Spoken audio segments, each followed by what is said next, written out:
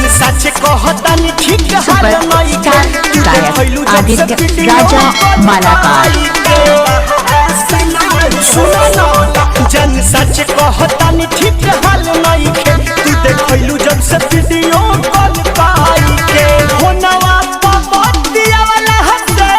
होनवा पपतिया वाला से पूछो भाषा नहीं होला करवा त फेरी रतिया में बरदा हसा नहीं होला करवा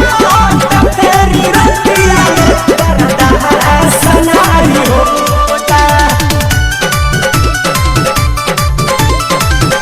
सुपरस्टार गायक आदित्य राजा मालाकार। तथा के भरता के भरता भुलई हा ससुरा में है जहां से दूर लगाई हा। समझ हमार मजबूरी है जान नहीं रोवल गावल इतना जरूरी है जान सोना छोड़ के चली जाओ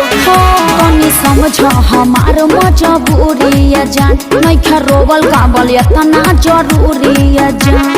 बड़ा तू बच्चन तया जाना यही जे सोवत के देखे आई तोहरा दुआरा पर बाजत होई डीजे दुआरा पर बाजत होई डीजे होई दीवाना के कुर्ता लोरावे से भीजे पूछ लो अरे पूछ लो तोहरा दुआरा पर बाजत होई डीजे हे दीवाना के कुर्ता लोरावे से भीजे पूछ दिल्ली में फंस गइल बानी हानि